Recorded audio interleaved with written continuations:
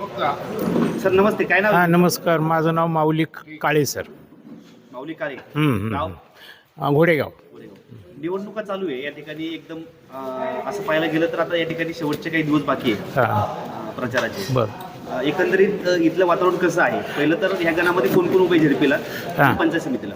जिल्हा परिषदेसाठी राष्ट्रवादी काँग्रेस पक्ष अजित पवार गटातर्फे मंगलताई हुले आणि पंचायत समिती गणासाठी राष्ट्रवादी काँग्रेस पक्षातर्फे आदरणीय कैलासभाऊ काळे आणि पेठ गणामध्ये असणारे संजय पवळे हे आहेत. हे राष्ट्रवादी काँग्रेस पक्षातर्फे झाले. आणि दुसरे जे शिवसेनेतर्फे सुवर्णा देवीदास दरेकर जिल्हा परिषद गटासाठी आहेत.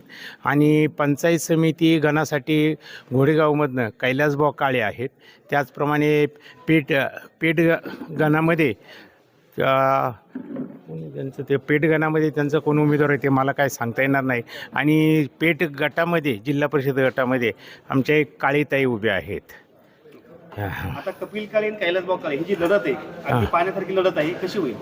काळे टू काळे. आत्ता तुम्ही जो प्रश्न मांडला पाहण्यासारखी, आम्ही म्हणतो लढत नाहीच. पहिल्या दिवसापासून आम्ही जे म्हटलं की असा पैलवान आम्हाला मिळाला आहे की कुस्ती करायची गरजच नाही आहे. कारण आम्ही निश्चित 100% जिंकूनच येणार. 101% नाही म्हणणार, 100% असतात. 100% आम्ही गुलाल आमचाच असेल. आणि तालुक्यामध्ये सर्वात जास्त मतदान जे आहे हे कैलासभाऊ काळे यांना असेल. असं तुम्हाला काय वाटतंय? केलेल्या कामाची पावती जनता देणार आहे. अगदी लहानपणापासून आत्तापर्यंत समाजसेवेमध्ये ज्यांनी वाहून घेतलेलं आहे, संपूर्ण आयुष्य आत्तापर्यंत कुठेही 2 रुपयाचं काम केलेलं नाही, किंवा कुठेही दूध विकायला गेले नाही, किंवा काही अन्य वस्तू विकायला गेली नाही, किंवा दुकानावर बसले नाही. केवळ समाजसेवा एवढंच व्रत अंगी बांधलेलं होतं. आणि त्याची पावती जनता निश्चितच देणार आहे.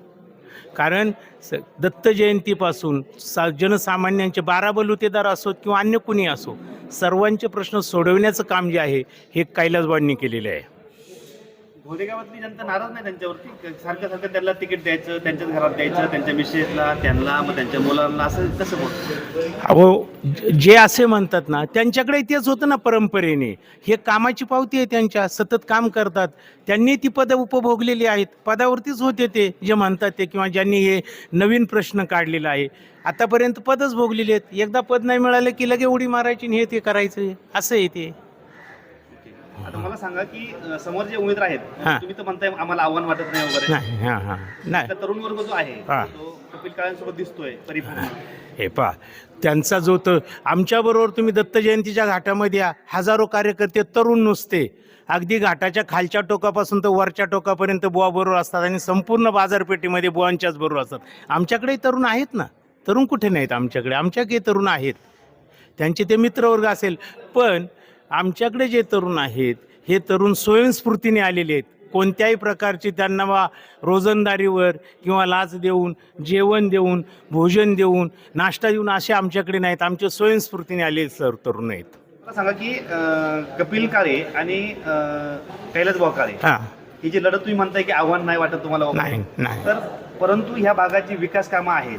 विकास कामं जरी असतील तरी इथली जनता विकासासोबत जाईल की नवीन चेहऱ्याला संधी देईल? विकासाबरोबरच जाणार ना. चेहरे तर अनेक येतात जातात, हे काय सृष्टीचा नियमच आहे. येणे जाणे हा सृष्टीचा नियमच आहे. चेहरे येतात जातात, पण विकासाला निश्चितच ते संधी देणार आहे. विकास कामं कशी आहे तुमच्या भागात? अतिशय चांगल्या प्रकारे. केवळ सांगायचं आणि बॉनने ते काम 100% करून आणायचं, असे एक वैशिष्ट्य आहे आतापर्यंत. एकदा त्यांच्यापर्यंत ते घरानं गेले का विकास कामांचं की ते करूनच आणतात ती. आणि विशेष म्हणजे ज्यांच्या गावामध्ये काम चालू आहे, जिथे काम चालू आहे, तिथल्या कार्यकर्त्यांना स्पष्ट सांगतात काम चांगल्या प्रकारे झालं पाहिजे, कामावर तुम्ही लक्ष दिलं पाहिजे. कॉन्क्रीट करताना किंवा अन्य काम डांबरीकरण करताना तुम्ही स्वतः उभे राहा. जातीनं लक्ष द्या. काय कमी जास्त असेल तर माझ्यापर्यंत लगेच तक्रार करा. म्हणजे एवढं त्या दर्जेदार कामाला ते किंमत देतात. तुमचं म्हणणं आहे की कैलासभाऊ निवडून येतील म्हणायचं? 100%. आता वरती सांगा मला, हे घोडेगाव पेठ हा जो गण आहे ह्या गटामध्ये जिल्हा परिषदच्या, तिथे काय होऊ शकेल? घोडेगाव पेठ सुवर्णाताई दरेकर हे सुद्धा फार मोठं आव्हान आहे फुलेताईंसमोर. काय होऊ शकेल तिथे? काय तुम्हाला वाटतं? तिथे आता कसं आहे की लढत जरी असली दोन्हीची तर निश्चितच या फुलेताई निवडून येतील. फार मोठं आव्हान आहे दरेकरांच्या समोर. नाही, असं म्हटलं जाते की कसं मीडिया त्यांच्या माध्यमातून भरपूर आहेत. मीडिया कसं आहे की आव्हान उभं करण्याचं काम करतो.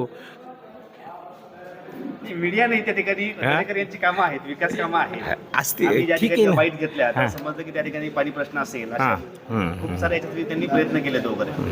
दादांनी त्या भागामध्ये लक्ष दिलं, सातगाव पठार. दादांचा तो आत्माच आहे त्या बाजूचा, शिवाजीदादा आढळरावांचा. त्यामुळे ते पहिल्यापासून लक्ष दिलेले आहे त्यांनी. विकास कामामध्ये त्यांचाही सहभाग आहेच की. हां. तुमचं काय म्हणणं कुणाचं पारड जड असेल तिथे मग? कुठे फुले की दरेकर फुल्यांचं पारडं दिलं जड असेल? हां. विजय होतील त्या? हो होते. धन्यवाद.